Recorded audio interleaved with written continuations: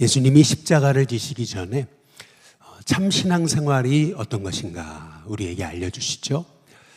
그 대표적인 예수님이 주신 비유의 말씀이 포도나무 비유입니다.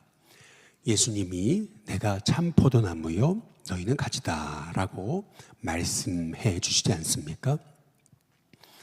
예수님이 십자가를 지시기 전 하셨던 이 포도나무와 가지에 관한 이 비유의 말씀은 실은 우리 신앙생활의 가장 중요한 핵심을 말하고 있는 것입니다.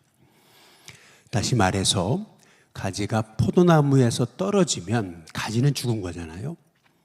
또 가지가 포도나무에 붙어 있다라고 하는 얘기는 결국 신앙생활이란 우리의 힘으로 하는 것이 아니고 그분의 힘으로 하는 것인데, 우리의 신앙생활의 승리의 비결은 나에게 있는 것이 아니고 그분과의 친밀함에 있는 거다라고 하는 것을 우리 예수님께서 우리에게 알려주시고자 포도나무와 가지의 비유를 말씀하고 계신 거죠.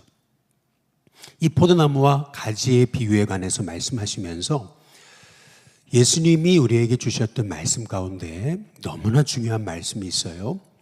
그것이 내가 너희를 택했다라는 말씀입니다. 너희가 날 택한 게 아니고 내가 너희를 택했다, 이렇게 말씀하시죠.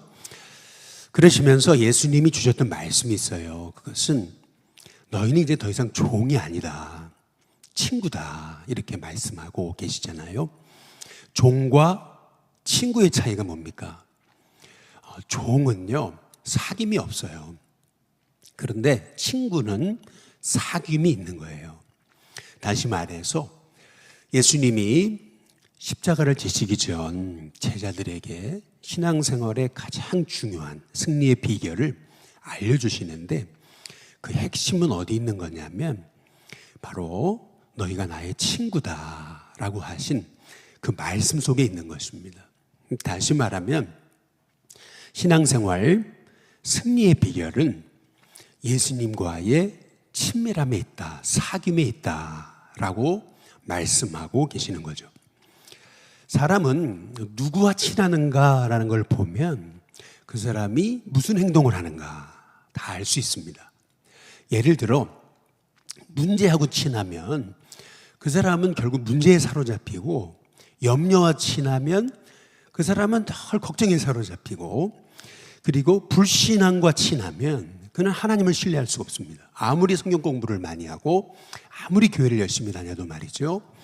그러니까 우리가 무엇과 친하는가라고 한 것이 결국 신앙생활의 비결인데, 이 신앙생활의 이 비결 가운데 우리가 가장 잊고 사는 것, 그것은 뭐냐면 예수님과 친해야 된다, 끊임없이 주님과 교통해야 된다, 사귀어야 된다. 그분이 내 안에 계시는데 그분이 뭘 말씀하시는지 귀 기울이고, 그리고 그분의 음성에 따라서 매 순간 살아가야 됨을, 그것이 우리가 승리하는 신앙생활의 비결, 열매 맺는 신앙생활의 비결임을 예수님께서 십자가를 지시기 전에 우리에게 당부하시면서 말씀하신, 사실은 그것이 신앙생활의 핵심인 거죠. 우리가 어제 살펴보셨듯이 하나님은 아브라함과 약속, 언약을 맺으시잖아요. 언약으로 충분합니다. 하나님이 이루시겠다 하시면 된 거 아니겠어요? 그런데 하나님은요 아브라함과 맹세까지 하시잖아요. 성경에 하나님이 사람과 맹세하신 사건 많지 않습니다. 다윗과 맹세하셨고요, 아브라함의 자손을 통해서 하나님이 하나님의 종을 일으키실 것이다, 다시 말하면 그리스도께서 오실 것에 대한 약속을 단순히 약속만 하시는 게 아니고 맹세까지 하신 거예요. 땅에 대한 약속, 그 땅에 대한 약속에 대해서 하나님은 약속만 하신 것이 아니고 맹세하셨어요. 실은요 예수님 말씀하셨잖아요. 맹세하지 말라고, 하늘로든지 땅으로든지 하지 말라고. 왜냐하면 사람은 맹세를 지킬 수가 없어요. 그래서 맹세하지 말아라, 그냥 기면 기고 아니면 아니라 그래라. 왜? 사람은 맹세를 지킬 수가 없어요. 그런데 그럼에도 불구하고 하나님은 맹세하시잖아요. 왜 맹세하셨을까요? 사람은 자기의 말이 이게 확실함을 보증하기 위해서 맹세하는 거죠. 그런데 하나님은요, 하나님보다 높으신 분이 없잖아요. 그러니까 맹세가 필요 없으신 분이세요. 하나님 자신의 언약이 확실해요. 그럼에도 불구하고 맹세하시는 이유는 뭐냐면은 우리를 위해서인 거예요. 우리가 못 믿으니까. 그래서 하나님이 맹세를 하시는 건데, 이 맹세하신 그 하나님의 그 말씀을 보면은 왜 맹세하셨나, 그리고 그 맹세하신 그 하나님의 맹세의 내용에 신앙의 비밀이 있습니다. 다시 말해서 아브라함의 복 주고 복 주겠다 하셨던 약속을 맹세하시거든요. 그게 창세기 22장 16절에 하나님이 자신을 가리켜 맹세를 하세요. 그 언약을 이루셨잖아요. 아브라함에게 복 주고 복 주셨잖아요. 그런데 하나님이 또 맹세하신 게 있어요. 그게 뭐냐면은 시편의 110편의 4절에 보면 멜기세덱의 서열을 따라, 히브리서의 표현은 반차라 그래요. 반차라고 하는 것은 정해진 순서에 따라서, 차례에 따라 너를 영원한 제사장으로 삼겠다, 이렇게 말씀하여 주십니다. 이 제사장을 삼겠다 하셨던 이 말씀을 하시면서 하나님이 맹세를 하시는 거예요. 여기에 신앙의 사실은 핵심이 있습니다. 사실 맹세가 필요 없으신 분이 왜 맹세까지 하셨나? 우리를 위한 거예요. 다시 말해 바로 영원한 제사장, 영원한 제사장 되실 분이 예수님이신데, 바로 그 영원한 제사장의 그 직을 감당하실 그 예수님이 사실은 우리의 신앙의 핵심이라는 것입니다. 그래서 오늘 이 영원한 제사장으로 오신 우리 예수님이 멜기세덱의 모형을 따르셨음을, 다시 말해 오늘 성경적 표현은 반차를 따라, 순서를 따른 거죠. 멜기세덱을 잇는 대제사장으로 이제 오셨음을 말씀하시면서, 이 멜기세덱이 누군가 이제 쭉 설명을 해요. 멜기세덱, 멜레크라고 하는 말은 왕이라는 말이고요, 체데크라고 하는 말은 의라고 하는 말이에요. 그래서 멜기세덱은 그 이름의 뜻 자체가 의의 왕인 거죠. 그는 살렘 왕이었어요. 그래서 살렘이란, 예루살렘이라고 하는 것은 샬롬이라는 말이죠. 그래서 평강의 왕인 거죠. 그런데 그는 족보도 없어요. 아버지도 없고 어머니도 없어요. 시작한 날도 없고 생명의 끝도 없어요. 그러면서 3절에 보시면은 이렇게 말씀하죠. 하나님의 아들과 닮아서라고 말해요. 하나님의 아들 예수님과 닮았다. 다시 말하면 멜기세덱은 예수님의 대제사장직의 모형이 되는 거죠. 예표가 되는 거예요. 그런데 이 멜기세덱에 관해서 오늘 말씀하고 계시는 아주 중요한 부분은 4절에 보면 이렇게 얘기해요. 이 사람이 얼마나 높은가를 한번 생각해 봐라, 이렇게 말씀하고 계신다는 부분이죠. 얼마나 높은가, 어떤 점에서 높은 거냐면요,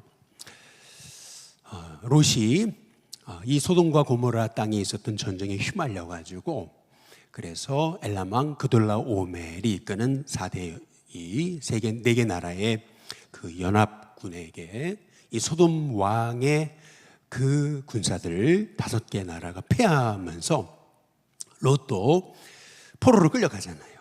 그때 아브라함이 자기 집에서 길리운 318명의 군사를 이끌고 가서 야밤에 급습을 해가지고 이 롯을 다시 찾아오고 또 소돔 백성들을 찾아오잖아요. 전리품을 가지고 와요. 근데 그때 소돔 왕이 아브라함을 맞이하잖아요. 근데 그때 함께 맞이했던 사람이 있는 거죠. 그 사람이 멜기세덱이었어요. 근데 멜기세덱이 아브라함을 축복하잖아요. 그랬을 때 아브라함이 멜기세덱에게 11조를 바치거든요. 그런데 이 멜기세덱이 아브라함을 축복해 주는 장면을 말씀하시면서 높은 사람이 낮은 자를 축복하는 것처럼 이 멜기세덱은 아브라함보다 높다라고 그렇게 이제 말씀하고 있는 것입니다. 그런데 아브라함이 멜기세덱에게 11조를 바쳤잖아요. 이 아브라함의 증손자로 온 레위 지파의 자손들, 아론 계열의 자손들도요, 실은 아브라함의 허리에서 났기 때문에 그들도 멜기세덱에게 11조를 바친 거라는 거죠. 이 멜기세덱은 이렇게 하나님이 세우신 영원한 제사장으로 꼭 하나님의 아들 예수님과 닮았다라고 그렇게 이제 말씀하시는 것이 실은요, 오늘 핵심은 여기 있습니다. 우리 7장 한번 3절을 보시면 우리 같이 한번 읽어보시죠. 같이 읽습니다. 시작. 아버지도 없고 어머니도 없고 족보도 없고 시작하는 날도 없고 생명의 끝도 없어 하나님의 아들과 닮아서 항상 제사장으로 있느니라. 여기 한번 같이 따라해 보시면 항상 제사장, 여기 핵심이 있습니다. 실은요, 아론 계열을 쫓는 이 레위 지파의 자손들, 이 제사장들은요, 그들의 제사는 완벽하지 않아요. 왜? 그들이 완벽하지 않기 때문에. 그렇기 때문에 그들은 많은 제사장이 필요해요. 계속 그들의 반차를 따라서 제사장이 일어났던 거예요.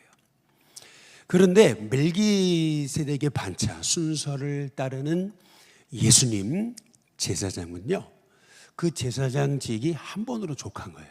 왜냐하면 그분의 제사는 자기의 피를 드린 완벽한 제사이셨기 때문인 거죠.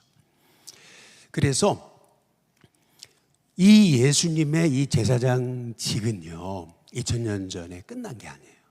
오늘 말씀의 핵심은 뭐냐면 항상 제사장으로 계신다. 이 말씀이 핵심이 있는 거죠.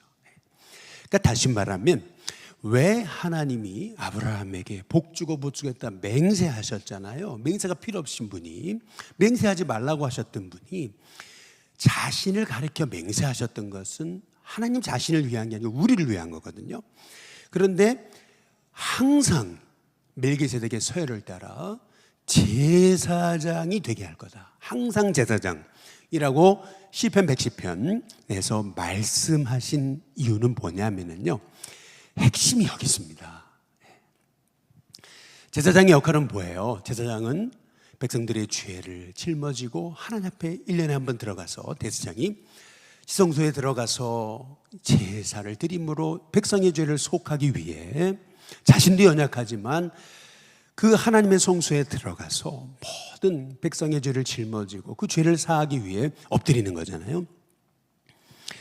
여러분, 이 참 우리의 대제사장으로 오신 예수님은요, 육신의 모습으로 이 땅에 오셔서 연약함을 다 짊어지셨습니다. 우리 연약함을 아시고 우리와 동일하게 시험 받으셨어요. 우리가 시험 받은 게 뭔지 다 아세요. 그분은요, 자신의 피를 들여서 우리의 죄를 속죄하심으로 우리의 영원한 참된 대제사장이 되신 거죠. 근데 그분의 대제사장직은요, 과거 2000년 그 제사장직으로 끝난 게 아니고 예수님은 항상 지금도 사셔서 대제사장으로 계시는 거죠. 그래서 오늘 우리가 이 항상 제사장이라는 말씀에 실은 신앙의 비밀이 있다고 말씀드리는 이유는 히브리서의 핵심은 세 가지입니다. 먼저는 그리스도의 피로 구원받은 우리는요, 안식에 들어간 거예요. 그래서 우리는 안식에 들어가길 힘써야 돼요.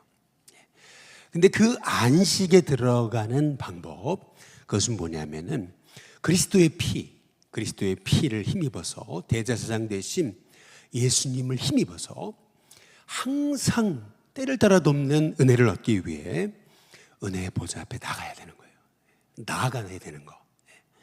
그러면 은혜의 보좌 앞에 나아가는 비밀을 체험한 우리는 이제 예수님이 치욕과 수치를 담당하시고 영문 밖으로 나가신 것처럼 우리는 이제는 하나님의 그 놀라우신 구원의 은혜를 힘입어서 보좌 앞에, 하나님의 보좌 앞에 나아간 우리는요, 이제는요, 하나님의 보좌 앞에 나아간 것처럼 우리는 치욕과 수치를 짊어지고 영문 밖으로, 세상으로 나아가야 된다는 거죠. 그 세 가지입니다. 안식에 들어가기를 힘쓸지니, 그리고 은혜의 보좌 앞에 매 순간 그분의 피를 힘입어 나아가야 되고, 그 힘을 힘입어서 영문 밖으로, 세상으로 나아가야 된다는 겁니다. 이 세 가지가 히브리서의 핵심인 거죠. 그렇다면 우리 신앙의 가장 중요한 비밀은 어디 있냐는 거예요. 항상 제사장으로 계신 그분 앞에 우리가 때를 따라 돕는 은혜를 얻기 위해서 끊임없이 나가야 된다는 거죠. 사실은 이스라엘 백성들은 사실 그 은혜의 존전 앞에 가지도 못했어요. 대제사장만 유일하게 1년에 한 번 들어가는 것이었던 거죠. 그런데 우리는요, 매 순간 갈 수 있어요. 아니, 지금도 가고 있어요. 항상 그분이 사셔서 그분이 대제사장이 되심으로 언제나 그분의 피를 의지하면, 심지어는 성전에 나오지 않아도 우리는 다 우리에 있는 자리가 은혜 보좌 앞으로 나아갈 수 있는 자리인 거죠. 그러니까 결국 왜 예수님 십자가에 죽으셨냐는 거예요. 그 이유는 우리 주님이 항상 보좌를 열어놓으셨어요. 그래서 그 보좌 앞에 나아가는 삶, 끊임없이 보좌 앞에 나아가는 삶, 그 삶이 있어야 우리는 치욕과 수치를 짊어지고 영문 밖으로 나갈 수 있다는 거죠. 그래서 사실 신앙생활의 핵심은 어디 있는가? 그것은 이 놀라운 이 구원의 은혜를 자기 피로 이루신 예수님을 의지하고 우리는 끊임없이 그분의 존전에 나가야 된다는 거. 사실은 여기에 신앙의 핵심이 있는 겁니다. 유기성 목사님의 책을 잠시 읽는데 이제 그런 얘기를 하시더라고요. 왜 자기가 영성일기를 쓰는가? 한 번은 혼자 있는데 하나님께서 말씀을 이제 하시더라는 거예요. 너 혼자 있을 때 뭐하니? 그런데 가만히 보니까 자기가 혼자 있을 때는 목사가 아니더래. 혼자 있을 때는 수많은 죄와 음란에 사로잡혀서, 그래서 자기는 목사가 아니더래. 혼자 있을 때. 너 혼자 있을 때 뭐하니? 그 하나님의 음성을 듣고 펑펑펑 울었다는 거죠. 그래, 혼자 있을 때 난 뭐하는가? 혼자 있을 때 내가 하고 있는 것, 그것이 나구나. 그래서 내가 혼자 있을 때 정말 주님과 친하기 위해서 시작하게 된 게 영성일기다라고 하는 거죠. 그러니까 실은 우리의 신앙생활은 뭐냐면은 가지가 포도나무에 붙어 있어야 되는 거거든요. 끊임없이 그분의 힘을 힘입어야 되는 거예요. 가지는 포도나무의 영양분을 공급받아야 되는 거거든요. 종이 아니라 친구가 돼야 되는 거거든요. 그분의 뜻을 모르고 상관없는 인생을 사는 게 아니고 끊임없이 그분과 친밀해져야 되는 거거든요. 그런데 우리는 그분과 친밀하지 못하더라. 그러니까 매일 넘어지더라. 열매가 없더라. 신앙생활이 껍데기만 있더라. 척하더라. 비밀을 누리지 못하더라 라는 얘기거든요.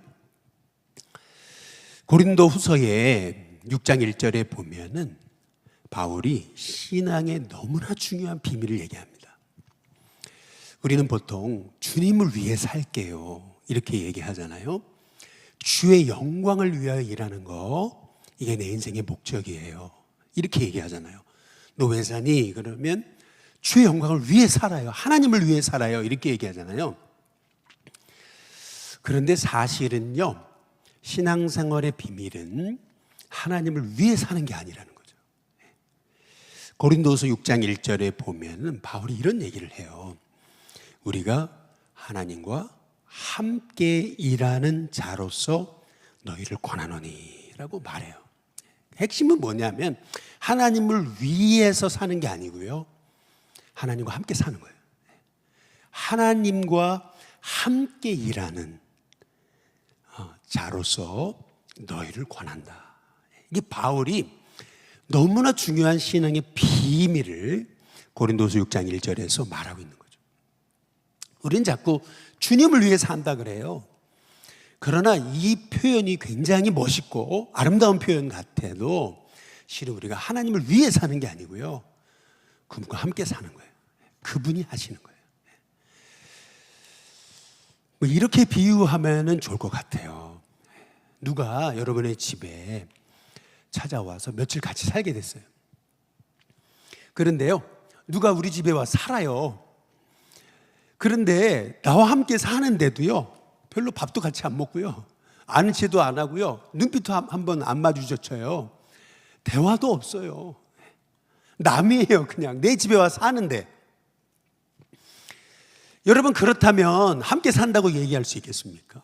누가 내 집에 와서 살아도 나는 달라지는데, 대화하게 되고, 그래도 눈빛이라도 마주치게 되고, 그래도 밥 한 번이라도 같이 먹는 거 아니에요? 그런데 우리는 주님이 나와 함께 계신다고 얘기하면서 그분에게 주목하지 않는다는 거죠.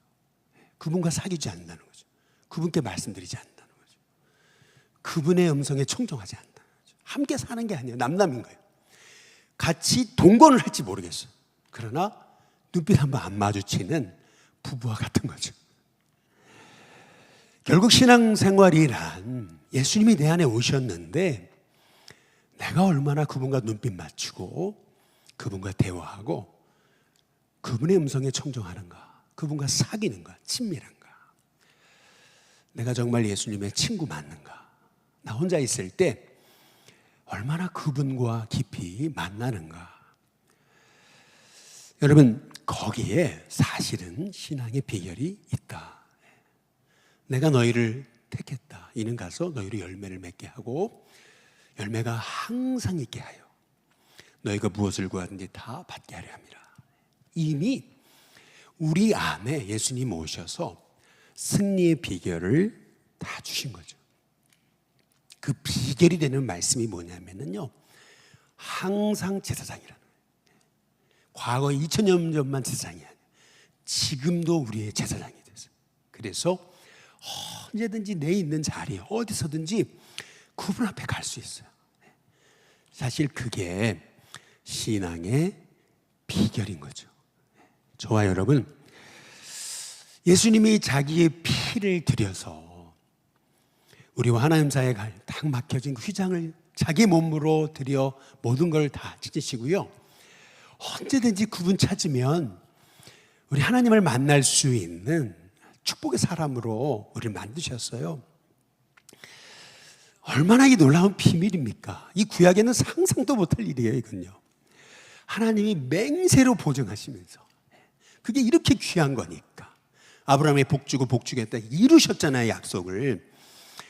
마찬가지로 하나님은 예수님을 우리에게 보내셔서 십자가에 죽게 하시기까지 영원한 대제사장이 되셔서 우리의 죄를 다 짊어지고 십자가에 죽으셨을 뿐만 아니라 지금도 항상 살아셔서 대제사장으로 계십니다. 이 언약을, 약속을 맹세로 보증하여 이루셨잖아요. 그러니까 우리의 신앙은 이제는요, 사실은요, 내가 얼마나 주님과 교통하는가, 나와 함께 계시는 주님이 얼마나 나와 친하시는가, 여기에 달렸습니다. 저와 여러분이 이제는 문제와 친하지 마시고 염려와 친하지 마시고 불신앙과 친하지 마시고 예수님과 친하십시오. 그러면 너희가 내 안에 거하고 내 말이 너희 안에 거하면 무엇이든지 원하는 대로 구하라. 그래야만 이루어질 거다 하시는 약속의 말씀이 이루어지는 은혜가 있게 될 줄로 믿습니다.